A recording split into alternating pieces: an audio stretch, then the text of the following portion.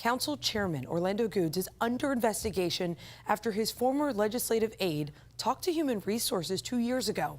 10 Tampa Bay Shannon Clough joins us now. Shannon, you dug through 60 pages of this investigative report that dates back to August of last year.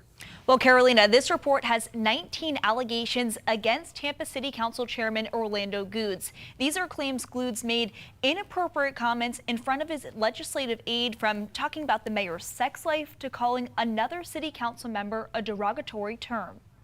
The woman gave several scenarios where she felt uncomfortable around him at work. The investigation points out there were no findings of sexual advances, but claims that created a hostile work environment by comments and things Gudes did. The report details specific allegations. One claim is that Gudes said his aide's daughter had to stand up straight because she had big breasts.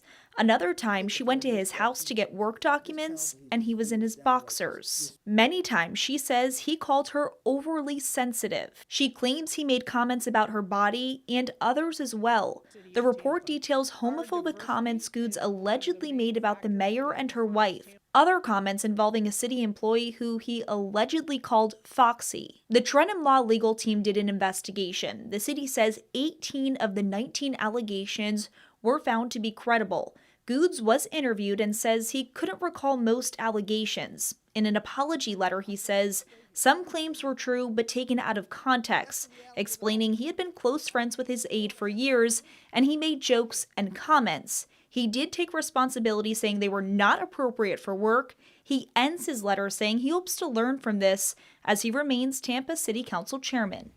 Now, Shannon, you mentioned the mayor said that she would have fired Gudes over the allegations if she actually had the ability to do so. So what are the next steps here, and will there be any disciplinary action? Well, Carolina, I did a deeper dive into this, and it sounds like the next steps are really up to the woman who made these allegations. Here's exactly what I found. The city says it does not have the authority to take action or disciplinary action against an elected official, but city leaders said the employee that filed this claim does have some options. They say she can file a complaint with the Florida Commission on Ethics, or she can file a discrimination complaint with the Equal Opportunity Commission or the State Commission on Human Relations.